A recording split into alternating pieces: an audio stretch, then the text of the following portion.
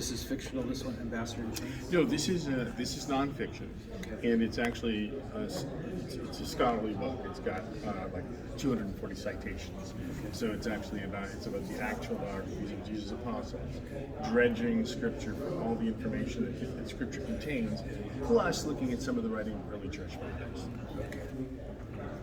And then this is the one that's coming up? Yeah, this one's coming out in August, and this is kind of a humorous fiction story about a guy who finds out that his ancestor was entitled to a territory called the Duchy of Almaviva, which sits on the place where Washington, D.C. now sits. So he finds out that he is in fact the hereditary heir to this forgotten deed, and he now owns the federal city. Oh, wow. So he contends with a rogue government to reignite the American dream. Okay. So here we go. Are you ready, James? Yep. And you? Oh, and I am, And I am too, yep. Both Jameses are ready. Two James. Okay. So I have a question. Did you have a childhood pet growing up? I did. Yeah? What kind of pet was It it? was a golden retriever called Chandra. Yeah. Why is that? I don't know, because we were coming up with icebreaker questions for some people, and it was always the childhood pet seemed to be a good one. Yeah, I have a child. Now I have a golden retriever again, also called Chandra. So Yeah. we have a reprise. Yeah, we thought that might be nice. All right. Helps me check the microphone level, too. Okay. So you want me to be looking at the camera or looking at It's- each other? At each other. Okay. Yeah. Yeah. All right, so if you could give us your full name and your ministry or Yeah, my name is James Mosley, Jim, and my ministry is The Bible History Guy, which is at BibleHistoryGuy.com. okay, so why don't we go ahead and start out with what is your testimony? How did you come to know that? Well, I always thought there was a God from the age that I was 12 years old, but I didn't look in the Christian tradition at all. I grew up and I went to Oxford University and I studied philosophy there because I thought the Dons would be able to lead me to God, which that didn't turn out to be the way to go. Then I went and I lived at different places around the world. I was constantly seeking a pathway to the divine, so I traveled throughout Europe and the Middle East, and I studied the Quran, and I got to know the Quran better than most Muslims do. But I couldn't become a Muslim because there were too many contradictions in the Quran and too many problems in the moral problems in the life of the Prophet Muhammad. So I decided to go further east. I got a job which took me to India. When I arrived in Bombay on the first day, I sat down with this elderly gentleman, my age now, and he asked me, "Why have you come to India?" Now, he was the head of the company with which my American company was going to create a joint venture. So I said, "Well, sir, you know I'm going to create a joint venture between my American company and yours." And he said, "No. Why have you personally come to India?" And we never spoken, but I knew what he was getting at. And I said, "Well, I'm looking for God." He said, "I thought that might be the case," out of the blue. And he reached behind his desk and got this big brown box, and he put it on the top of his desk, and it was filled with books on all the religious traditions of India. And he said, "You may want to read through these and find your way, but I want to warn you, do not become a metaphysical tourist. We see too many Westerners coming over here and getting completely lost." And he said, "Now, I'm not a Buddhist, I'm a Jain, but I'm going to tell you a story about the Buddha, who one time came down to a riverbank and saw his disciples levitating and walking on water, and he rebuked them and said, 'When will you stop performing circus tricks and start looking for the real truth?'" And it stuck with me. And although I saw a lot of wonderful things in India, I crossed the Himalayas, I met the Dalai Lama, in Java I went through a trek through a jungle to meditate at a Sufi shrine, but it was like having a telephone, and I wished to pick up the phone and find God, but there was not only no voice on the other end of the phone, there was no dial tone. So I finally came back to the States, and my sister said, "Why don't you try a church? Court of last resort." So I went to a church, and I heard an altar call. And I thought, well, I don't know if I really believe this, but I've been all over the world looking, and I'm scientific enough to walk down to the front of this room and find out if it's true. So I did. opened myself to Christ, but not very nicely. If I were God, He must have known my heart. But it's not as though I really repented or anything like that. But I was kind of just like, God, if you're here, if you're in this, I want to know you. Christ is the way. I want to know you. Well, a light went on my heart, and it just never went on. But the problem is my brain had not yet become a Christian, and my heart had. So I began to try to tear the Bible apart. And I found that what happened is my overeducated brain could not withstand the majestic inerrancy of the Bible. So little by little, my head joined my heart. And that's how I became a lifelong student of the Bible, and now a teacher of it. And so tell us, how did you get into the Bible history? Well, I was in a church in California, Grace Church of Glendora, and my pastor said, "Can you just substitute for 3 weekends for an adult theology class, teaching it?" I said, "Well, 3 weekends maybe." Of course, I was scared to death because I never talked about it. Well, you know how it happens is if you go to a church and volunteer, 3 weekends turned into 10 years. So for 10 years, I taught the Bible all the way through, verse by verse, and in my class, I had professional theologian, rocket scientist from JPL, lots of professors. So we were a very sophisticated, knowledgeable class, and iron sharpened iron. And while I was teaching for 10 years, I began writing course material for those presentations, which became 18 books on biblical theology. And I began publishing those. And then I put up a website, the Bible History Guide. Then I went and I got my master's at Liberty University because I wanted to find out, after all that self-education, was I on base or off? Was I going to have the biggest book burning ceremony ever? Turned out that my self-education was good, and now I'm getting a PhD at Liberty University, and I have this master's. I saw that. So you're a lifelong learner as well, Yes. as a teacher. That's awesome. So tell me, you're still writing books. Yes, I am. And let me get this straight. You wrote 18 books based on that study? I've written 26 books, and I've written 18 books on biblical theology. And then other books are some on culinary or some fiction, children's stories, things like that.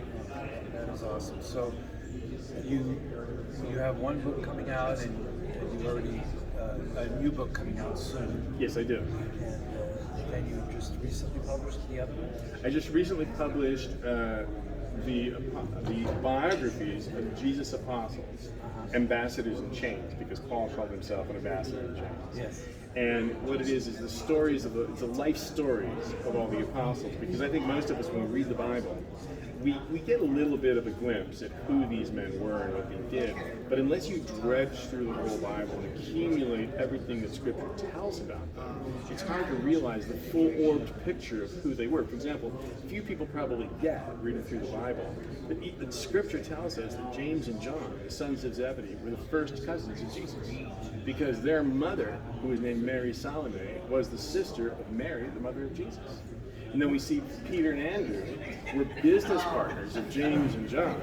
So they knew each other for some time, and probably in a small place like Galilee, may have known each other for many, many years. Remember when Jesus was a boy in the temple, when his parents returned to Galilee, they couldn't find him. And so they went among all the other families to try to find where Jesus was, thinking he was traveling with the other kids. So this gives you the idea that he must have grown up with Peter and Andrew and James and John and many others. And they must have been a little bit irritated growing up with a guy who was so perfect. So Jesus never got in trouble. So I'm sure that when the parents were looking for Jesus in the crowd and saying, "Have you seen Jesus? Have you seen Jesus?" his friends must have said, "Oh boy, this is great. Now he's going to get his." But then they go and they find him debating with the high priest. And so instead he gains honor instead of getting in trouble.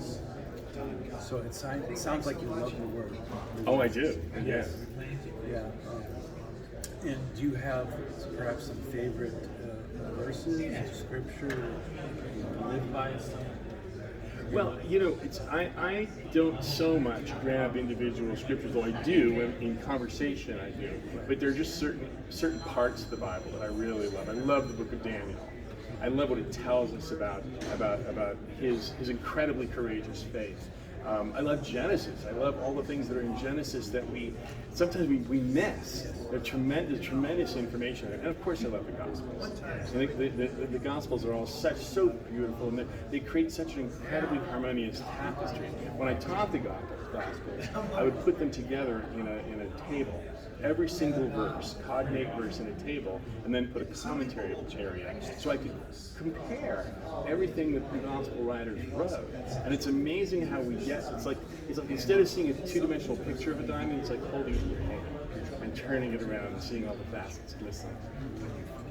So you're known as the Bible history guy. And being that, how do you read the prophecy that you find in the Bible to what's happening to the church? Yeah. Well, I think that prophecy is very interesting in the Bible because we see that prophets were lined up to predict certain events, and there's both a past interpretation of prophecy and a present and future interpretation of prophecy. We see a kind of Mark Twain said that history doesn't always repeat itself, but it frequently echoes. And so I think we see that. You'll notice that before the fall of the northern kingdom of Israel, you had a whole bunch of prophets all bunched together warning the northern kingdom that the Assyrians were going to destroy them, which they did from 718 to 722 BC. And so the same thing happened as Judah was leading up to the cataclysmic event of Babylon destroying the city and the second temple. You see all these prophets rising up. So one time I put them on a graph, and you see this graph of these spikes of prophecy coming right before the destruction of the northern kingdom, and spikes again coming right before 586 BC. And then when they come back from Babylon, you have three important prophets here: Zechariah, Haggai, and Malachi, who prophesied to them at the end of that time. And so if we look at that, look at Daniel, for example. If you look at Daniel 9, it tells us with exactness, when the Messiah must appear. In fact, Daniel's 490 years end in the year 33 AD, which is the year of the cross. And it is in that year that Daniel says that the Messiah must come and be cut off and everything. Now, when you look at all these prophecies, when you talk about history echoing, one thing that I always go with is that Jesus tells us that nobody knows when he's coming again. And so I never try to pretend that I do, or try to forecast that I do, but we can see in all the depth and nuances of these prophecies that they reflect on our society. They reflect on the kind of sinfulness and the kind of gender confusion and selling human beings and departure from the Lord and everything like that we see today. We only have to look at the past to see where we stand with respect to those kind of prophecies and God's attitude toward them. And so, we know Christ is coming again, and we know that we're in as big trouble as those fallen kingdoms were to whom the prophet spoke. Very good. So yeah, they say history repeats itself. As a historian, you must see these warning signs. Yeah, we see. I mean, listen, we do see that. You see. Or not even necessarily warning signs, but good signs as well. Well, there are good signs as well, because even in cases like the fall of Judah or the fall of Israel, there still were some good few. There still was a remnant. God did preserve his remnant. He brought the Jews back from exile. And one of the things when you look at history, people probably don't think about this a lot, but the Jews got taken away to Babylon. They stayed there for 70 years. They were brought back. And the story of Esther happened after they got brought back. So that means that even when God restored them and brought them to Jerusalem again, the Persians were ready to exterminate them completely within the Persian Empire, because Judah was in the Persian Empire then. Well, we see that now. I mean, we see that. Look at this convention. We see all these people who are holding the torch of God, who are determined to be the remnant. And in the end, the remnant does win. But we have to be strong, right? God said to Joshua, "Be courageous, be strong." He said it to him many times. Is there anything else you'd like to share to our readers and viewers? Well, the only thing I want to say is I have this book coming up called The Duke in DC, and I wrote this book 10 years ago. But the thing of it was, 10 years ago, our country hadn't gone as crazy as it is today. So the book seemed improbable to me. Never satisfied. Now, where we are, where we see that we're being fed lies by everybody, the media won't talk about Christianity, they won't talk about conservatism, and we have to go to really other media like yours to find the truth, to encounter people who talk about things that we care about. Well, this book is about a little guy who turns out to discover that he owns a deed from one of his ancestors to all the territory on which Washington, D.C. is built. And so he leads a crusade against a rogue government to reignite the American dream. And it's really quite a funny book. So I hope people will read it, not get too serious about it. I hope that even progressives will read it and laugh, and then suddenly it may hit them at the end. Wait a minute, maybe I'm laughing at myself. When is that book coming out? Should come out in August. It's called The Duke in D.C. Okay, that's great. You told me that prior to the interview, Yeah. a little synopsis of the book, and I thought that was great. All right, I think that's it. I think we're good. Good. All right. You see a movie coming out of that? I certainly do. In fact, Yeah. for this particular book, I wrote 10 songs because I also write songs. And I wrote 10 songs, and I got my arranger working on them. And because I originally saw it as a music stage play, but I can definitely see it as a movie. In fact, when I was over there with Angel Productions, right? Angel Studios. Yeah. So that's how I got late, because the movie is so good. Oh my gosh, I was crying. The movie is so moving about these poor little children. So and then Heidi called me. Goes, "Where are you?" I go, "Oh, I'm sorry." Yeah, but I spoke to them, and I'd like to speak to them about maybe doing this. And then when I wrote this book, also when I got done, most people don't. There's a lot that people don't know. You don't put it all together about the apostles. You read it through, but you don't realize the whole story. In fact, I read, in doing my PhD, I read one textbook where the author said, it's impossible to work out the actual chronology of the young life of Paul. And I go, well, that's because most people reach a conclusion when they get tired of thinking. But if you take all that we had in Galatians and in his other epistles and in Acts, no, you can put it together quite well. So when I got done with this book, I sat down frantically and wrote an 8-part TV show on the life of Paul, because it was fresh in my mind. And the reason I did it is because everything I've ever seen online or in films and stuff on the life of Paul is just all wrong. I mean, we know, because people will say, well, Paul was born in Tarsus. Well, he wasn't born in Tarsus. He was born in Gischala in Galilee. And his family moved from Gischala to Tarsus when he was about 5 years old, when the Romans took over the province. And it just goes on and on and on, all this stuff about Paul, where people just get it all jumbled and wrong. And I go, this is such a shame, because it's such a great story. And it's right there in the ink on the pages of Scripture if we just carefully put it all together. That's good. Thank you so much. You have anything else, Jim? Do you have a lot of musicals in you? I do. Why? You do? Maybe we should talk at another time. Sure, let's. Yeah. By the way, if you want, my wife always jokes, if you ever want, I can write music. I'm not good at arranging, so I have an arranger. So I can write the melodies, and I can write the lyrics. And my wife always jokes that I can write a song at a stoplight. So I'll call her up and say, hey, I wrote this song for you. She goes, how many stoplights? But here, I'll give you a card as well. Yeah, what do you have in mind? Rock musical. Yeah, I'm not so much rock. Yeah. But I'll tell you what, if you ever need a lyric, I can write a lyric really fast and really well. Okay. I'll show you if you want. You send me an email or something, and I'll send you a couple of songs that I'm doing for this. These are more Broadway musical comedy types of songs. And then I've written. That's more my wife's side. But Okay. I'm the rock music. Rock. Okay. Yeah.